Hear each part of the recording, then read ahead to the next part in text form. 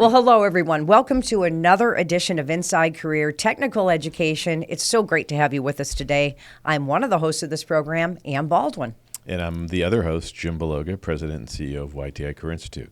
You know, I'm so excited, Jim. I have the opportunity to talk to our guests sometimes in advance just to get a little bit of background. And there's no energy that I felt from anyone like I have felt from our guest today. And we're so excited to have Jesus Clarke on. Jesus, welcome to the program. Well, thanks for having me. I'm happy to be here. You know, you just got such a great positive attitude and such a great energy. And really, these podcasts are aimed at folks that might be considering, you know, getting into the trades. And for you, it was the Culinary Arts. And we're going to get into your journey, you know, how you got started and where you're at today. So why don't we begin with, you know, where did you start? So you're in high school. You know, a lot of people are trying to make that decision. What's next? How did you make that decision? Well, it was kind of one of those things where I always cooked. I've been cooking since I was 9 years old. And I decided to say, hey, you know, let's go to culinary school. I never thought in a million years I would go to culinary school, let alone join college, during college, period. And it was kind of one of those things where nobody in my family went to college. So my mom was kind of like, you know, just excited of the fact that I was even thinking about touring to college. And we decided to go to YTI and do a tour. So that's just history. So they went to the Lancaster campus. Right. Right, Jim? Yeah. And why don't you talk a little bit about what the Lancaster campus looks like for people who might not know? Yeah, I mean, the campus, you know, has it's over 50,000 square feet, so it's fairly large. And you know, in the campus, we have industry modeled labs. In particular, we have kitchens that Jesus basically got educated and trained in that represent what he's going to see or what he saw when he left school. So it'll be interesting to see what he thought as we get through this podcast. But and so again, we work with our program advisory committee members, and we design our labs to meet really the industry's requirements, so that when students do come to our schools, they are able to work in a real world environment that really depicts what they're going to see when they leave. And again, I think our employers tell us all the time that you know, they're always very impressed with our graduates because, again, they're working in environments, hands-on environments, Right. industry modeled labs in a hands-on way, where when they show up, you know, to become an employee, you know, they're familiar with you know, most of the things that they see. So anyway, so it's you know, they're very, very, very cool labs, and I would encourage everybody, seeing is believing. That's right. So talk about, I love it that you and your mom went together, right? And that's what happens, because oftentimes it's the parents or the caregivers or the spouses that need to be included into the decision as to what's next. What was your mom's impression of the Lancaster Culinary Program? Well, she was totally blew away. I mean, I just think her seeing the excitement on my face and me and able to look into her eyes and see that this moment is so much bigger than just me. Right. Because now I'm able to, you know, break a generational curse in my family. So that was a huge moment. I think that was a turning point for me as well. Yeah, and Jesus, I think for a lot of folks, you know, you don't know what you don't know until you sort of experience it, right? So you know, when you walk through, you know, the campus and walk through the doors and then walk through the learning environment, you know, what was your initial reaction? I mean, just, you know, in terms of your emotional connection, you know, with the campus and with the learning environment. Yeah, so I already had, before I took that tour, I was working for Fuddruckers. I don't know if you guys remember that. Sure. Oh, yeah. Yeah. And I knew my way around the kitchen, but some of the equipment in there that you've seen, it was just mind-boggling, that almost in a bit overwhelming that I might have a chance to even, you know, work on that equipment or being able to be in the same kitchen as that equipment. So, you know, for me, it was like a connection, like I need to be here. Right. Right. So you already had some fundamentals. You had some exposure to, kitchens and doing the work. But then there, and that's the thing about the culinary program too at YTI is that it's not just how to, chop up vegetables. Talk about the different aspects of what you learned, not only about, some of the cooking skills and things like that, but management skills and business skills and all the other things that go into the business of culinary arts and business management. Yeah, I think, and to it, I can attest to the chef that was there at the time, and some still are there. They really, to me, they hit home for me as far as a work/home balance at the same time, meaning that you can still have a successful career, but you also got to balance that as well. And as far as order management goes, management skills, a lot of the chefs were working in the field part-time as they was teaching us. Mm-hmm. So it was like you getting the truth of reality. Yeah, you're getting what the books say, but you're also getting that chef that's giving you the truth of what's actually happening in the industry. I think a lot of that stuff hit home with me, and I think I use a lot of that on day-to-day here at the restaurant. Well, we haven't even gotten to that yet. So let's talk about, all right, so you go to YTI Career Institute, Culinary Arts Program, COVID hits, and some sort of a light bulb, you told me, went off in your head. What happened? Yeah, so I went at the culinary school. I had a couple, I worked management for a couple places, and then I wound up getting into the hospital system, doing institutional cooking for the hospital. I worked my way up to supervisor at the hospital. And then I switched over into administration at the hospital, which took me out of food completely.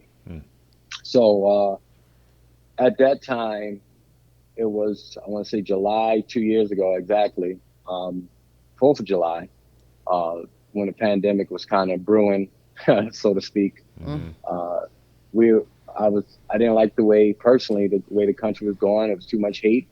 So at the time, I said, I'm going to bring my grills out. I'm going to smoke some meat. And whoever walked past, I'm going to give them a plate of food for free.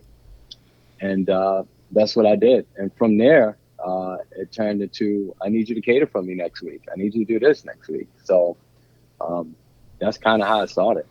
And what we're talking about, how it started, is you opened up your own restaurant, and you still are running your restaurant. He's got a lot of catering orders on the table for today. It's Big Zues Barbecue in Binghamton, New York. So congratulations, Jesus. You took what was a bad situation, but you saw how people loved your product, and you've turned that into a successful business. Talk about what kind of business you're running today. So right now we run Big Zues Barbecue. We have a restaurant. We have a dine-in, carry-out, take-out, delivery. We do a ton of catering, weddings, birthday parties, graduation parties, all that. Basically, it's something I learned when I was 9 years old with my grandfather, smoking meat. And it kind of stayed with me. I did it during the summertime for family reunions and things like that. I didn't realize it was this good, though.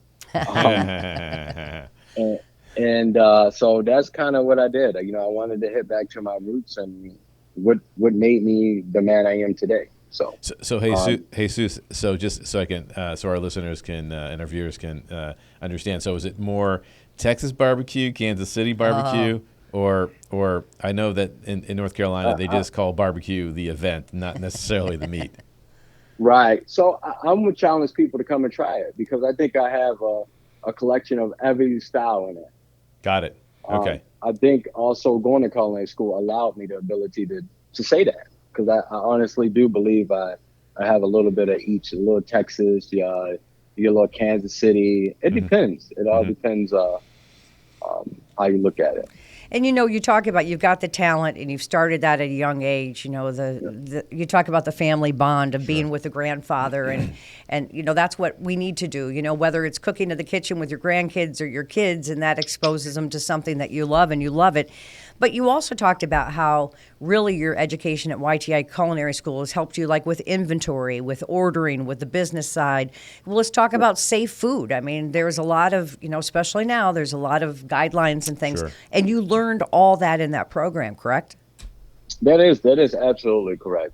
That is absolutely correct. And, some of the things, majority of the things that you learn there, you will implement out in the field I know some degrees you'll go to school and you're like, oh, I probably won't use 50% of this, but nah, at YTI, I say I probably use 95% of what I learned.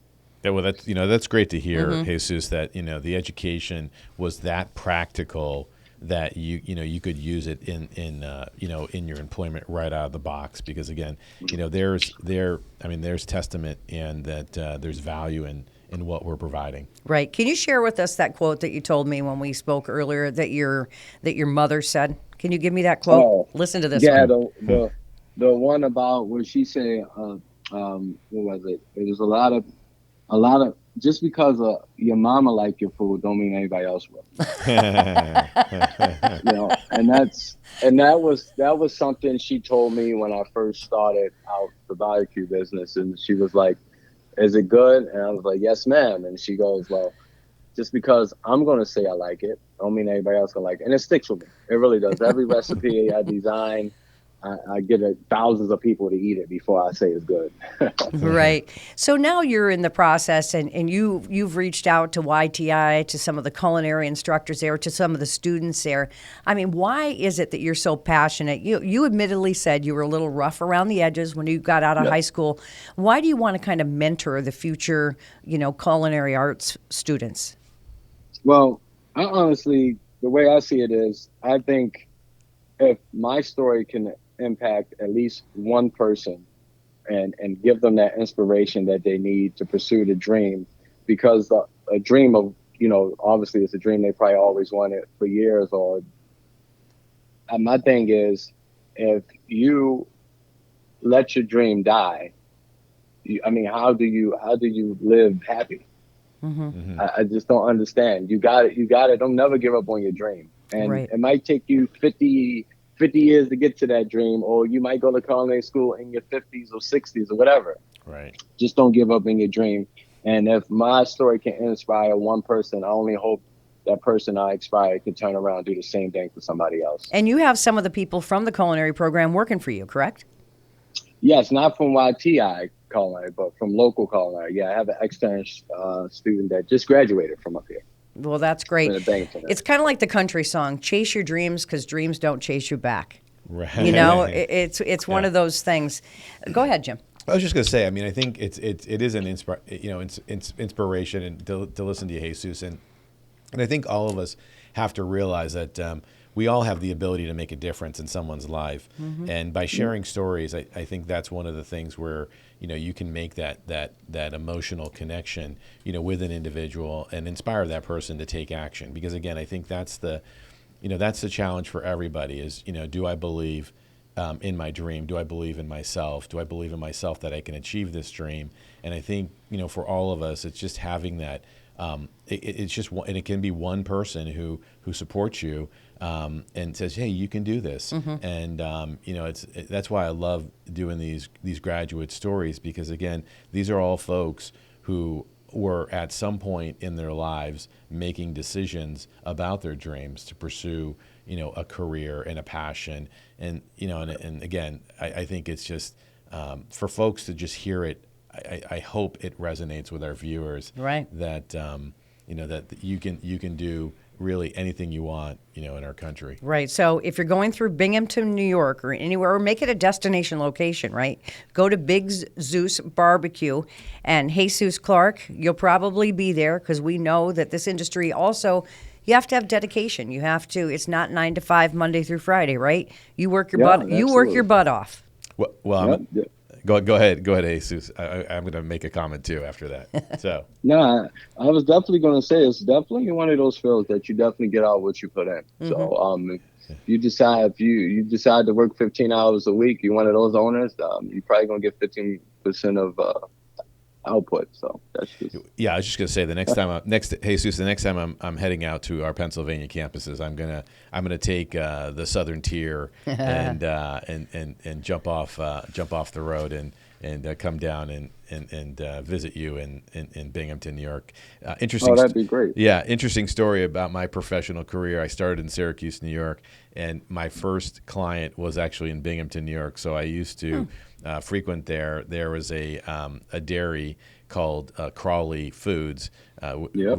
which the family owned and operated, and ultimately sold it to a Belgian-based company. But that was my first client in my professional career. So I spent a lot of time in Binghamton, New York, many years ago. Right. Yeah. And so we encourage people to, check it out for your special occasions. And, the other thing is there's so many different aspects to the Culinary Arts program. So you took the decision to open your own business.